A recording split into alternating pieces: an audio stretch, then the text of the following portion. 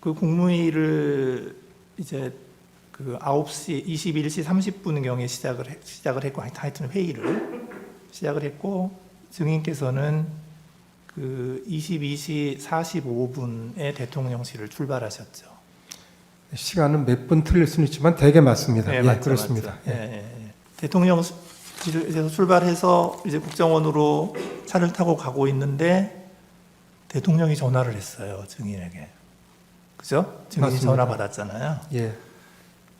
근데 그때 대통령께서 원장님 참 미국 출장은 어떻게 하시기로 했어요? 라고 물었죠. 네, 그렇습니다. 예. 그래서 증인이 이런 상황에서 미국을 어떻게 가겠습니까? 라고 대답을 했고, 대답하셨죠, 그렇게. 예. 예. 그러니까 대통령께서 그렇지요, 지금 가기는 어렵겠지요? 라고 하고 전화를 끊었죠. 예. 근데 그게 그 통화를 한 게 지금 통화 기록상으로 보면 22시 55분에서 57분이거든요. 그런데 지금 또 통화 기록을 보면 그 대통령께서 그 홍장원 1차장에게 전화를 한 게 22시 53분이에요. 그런데 그 통화 시간이 1분 24초입니다. 꽤 길게 했어요. 그리고 그 지금 홍장원 차장의 그 진술에 의하면 그 전화 때 대통령께서 첫 말씀이 봤지? 비상계엄 발표하는 거. 이렇게 하길래 홍장원 차장이 네 봤습니다. 이렇게 하니까 대통령이 이번 기회에 싹 다 잡아들여. 싹 다 정리해. 그리고 국정원에도 대공수사권을 줄 테니까 우선 방첩사를 도와. 지원해. 자금이면 자금, 인력이면 인력, 무조건 도와. 이렇게 말을 했다는 거고, 홍장원 차장은 네, 알겠습니다. 라고 답변을 했다는 거예요. 그러니까 대통령이 그래, 잘해. 라고 격려하고 통화를 마쳤다. 그러니까 이게 1분 24초를 통화를 했으니까, 그러니까 22시 53분에 전화를 해서 1분 24초 통화를 하고, 그 다음에 22시 55분에 증인에게 전화를 바로 한 거예요. 그러니까 이 갭이 30초밖에 없어요. 그 말씀 좀 올려도 되겠습니까? 네네. 그 정확한 분은 제가 기억을 못 하고요. 네. 22시 55에서 57이라고 지금 돼 있는 걸 저도 봤는데 네네. 통화한 그 시간은 사실은 30초가 좀 안 되는 걸로 제가 기억합니다. 짧았습니다, 사실은. 아, 증인하고. 예, 그렇습니다. 네. 그러니까 제 말은 뭐냐면, 아니, 대통령이 지금 홍장원 차장한테 이제 굉장히 굉장히 많은 지시를 막 했는데, 그리고 나서 바로 국정원장한테 전화를 해가지고는 참 한가한 얘기를 한 거예요. 미국 출장 어떻게 하실래요? 좀 잘 이해가 간 거거든요. 그래서 대통령께서 53분에 홍 차장한테 그런 얘기를 하셨는지에 대해서 저는 확신이 없습니다. 홍 차장 말을 신뢰하기가 좀 어렵습니다. 아, 예. 23시 30분에 이제 국정원 정무직 회의가 열렸죠. 그렇습니다. 예. 그때 홍장원 차장이 이런 얘기를 했죠. 원장님, 비상계엄에 대해 사전에 알고 계셨습니까? 라고 얘기를 했고. 제 기억은 원장님 이거 언제 하셨어였습니다. 아, 이거 언제 하셨어요? 네. 예. 그러니까 증인이 뭐라고 대답했어요? 뭐 그런 걸 물어보냐고 했습니다. 그랬죠. 네. 예. 그때 증인의 기분은 어땠습니까? 좀 엉뚱한 질문이고 사실 뭐 맞지 않는 질문이라고 생각했습니다. 네네. 그래서 이제 쭉 회의를 하고 이제 그 하여튼 좀 여러 가지 이제 업무에 관한 얘기를 하고 회의를 마쳤죠. 예. 회의가 끝났는데 이제 홍장원 차장이 쫓아왔죠. 뒤로 네, 따라왔죠. 몇 분 있다가 저희 다시 뒤로. 왔습니다. 예. 그때 그 홍장원 차장은 이렇게 얘기를 해요. 대통령께로부터 전화를 받았습니다. 대통령께서 원장님이 미국 출장을 가셨는지 아셨나 봅니다. 이렇게 얘기를 하고 얘기를 했는데 증인은 그 당시에 뭐라고 대답을 했나요? 저는 딱 부러지게 뭐 얘기했던 기억이 없습니다. 무슨 얘기를 하는지 다 들어보려고 가만히 있었습니다. 그러니까 아무 말 없이 가만히 계셨다는 그렇습니다. 거더라고요. 네. 그리고 홍장원 차장이 다시 얘기를 합니다. 대통령께서 방첩사를 지원하라고 합니다. 라고 그런 얘기 했죠. 그렇습니다. 증인이 대답을 했나요? 무슨 얘기지 하고 생각을 했습니다. 대답은 안 하셨죠. 그 다음에 이어서 그 홍장원 차장이 근데 뭐 추가 지침을 주실 게 있느냐고 물어봤고, 그래서 제가 아까 정부직 회의에서 얘기한 대로 각자가 어떤 일을 비상계엄 하에서 국정원이 하게 되었는지를 보고 내일 아침에 논의하자고 하지 않았느냐, 그렇게 합시다라고 답을 합니다. 그 홍장원 차장이 한 번 더 얘기를 하죠. 방첩사가 이재명, 한동훈을 잡으러 다닙니다. 그 앞이 아니고요. 그 다음인가요? 재판관님, 이제 저한테는 처음에 와서 대통령께 전화를 받았다. 네. 제가 이제 궁금하죠. 뭐 무슨 말씀을 하셨나 했더니 이어서 방첩사를 도와주라고 했다. 저는 뭐 도와주라고 했다고 기억하는 데서 말씀처럼 저는 이제 듣던 얘기고, 또 비상계엄하에서 방첩사를 우리가 도와줄 게 있지 않습니까? 그랬더니 그럼 뭐 놀랄 일은 아닌데, 다만 대통령께서 1차장한테 전화하신다는 얘기를 처음 들었기 때문에 저 속으로는 굉장히 궁금한데, 제 성격이 그렇습니다. 대놓고 어떻게 하다 대통령 전화를 받았냐라고 물어보는 성격은 아닙니다. 그래서 그냥 들었고 나중에 한번 알아봐야 되겠다고 생각했고요. 그다음에 이제 조금 있다가 이어서 뭐 안색 얘기를 해서 제가 기억을 하는데, 안색을 쭉 살폈는데 뭐 생각이 복잡하시다고 했나, 하여튼 뭐라고 표현을 하면서 근데 혹시 더 지침을 더 주실 게 있느냐고 라고 얘기해서 제가 아니 뭐 더 줄 거 없고 정무직 회의 때 얘기했던 거하고 같다라고 뭐 좀 설명을 했겠죠. 설명을 했더니 정말 그때는 좀 뜸을 좀 들인 다음에, 근데 이재명, 한동훈 오늘 밤에 좀 잡으러 다닐지 모르겠습니다. 뭐 이런 취지로 얘기를 해서 지금 또 갑자기 무슨 소리냐라고 저는 생각했습니다. 갑자기 튀어버렸습니다. 비약이 돼가지고. 그래서 이게 뭐 우리하고 상관도 없는 일이고, 그 다음에 두 번째는 그럴 것 같지 않고, 그래서 제가 보면서 그리고 이제 지금같이 엄중한 시기인데 원장하고 차장이 이런 일이 생길지도 모른다라는 얘기를 하는 게 좀 어울리지 않는다, 맞지 않는다고 생각해서 제가 이렇게 얘기를 했습니다. 아까 얘기한 것처럼 내일 아침 회의 때 다 우리 국정원이 하게 되어 있는 일을 의논을 하는 거로 하자. 뭐 더 할 얘기가 있으면은 그때 가서 하라고 하고 얘기를 했더니 좀 얼굴을 보고 있다가 일어나서 나갔습니다.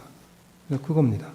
그리고 저한테 방첩사가 잡으러 다닌다고 하지 않았습니다. 그냥 잡으러 다닐 것 같습니다. 그런 일이 생길지 모르겠습니다라고 이렇게 얘기를 했고, 그 다음에 뭐 위치 추적이라든지 방첩사령관과의 통화라든지 어떤 명단을 받았다든지 그 명단이 이거라고 보여준다든지 이런 얘기들이 없었습니다. 예, 알겠습니다. 자, 22시 30분에 국정원 정무직 회의를 하기 전에 이제 무슨 일이 있었냐면은, 이게 여인영 방첩사령관이 이렇게 얘기를 해요. 자기가 텔레그램 전화로 22시 30분에, 그러니까 1시간 전이죠. 22시 30분에 조지호 경찰청장에게 전화를 해서 체포 대상자 14명에 대해서 이야기를 하고 위치 추적을 부탁했다. 그 여인영이 그렇게 얘기를 하거든요. 예. 근데 이제 그 연락을 받은 조지호 경찰청장이 이제 뭐라고 얘기를 하냐면, 여인영 사령관한테도 전화가 왔는데 메모를 좀 해달라고 얘기를 했다, 자기한테. 그래서 조지호 경찰청장이 준비되었다라고 하니까 사람 이름을 불렀는데 15명 이름을 불렀다.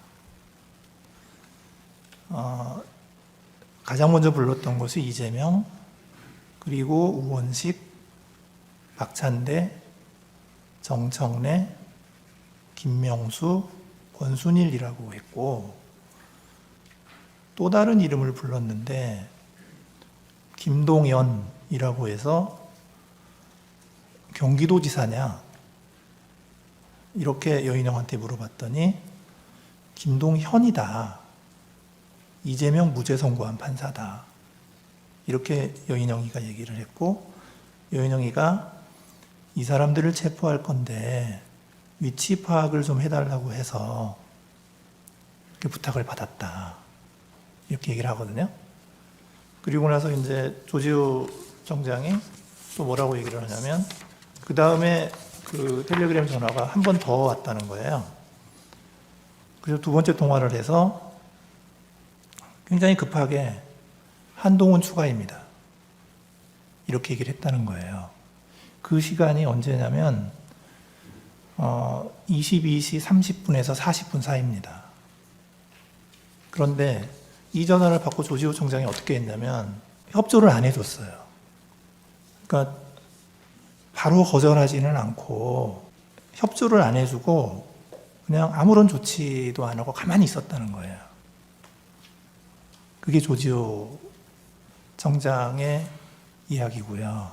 이제 그 홍장원과 여인영이 이제 통화를 한 게 30분 후인 23시 06분입니다.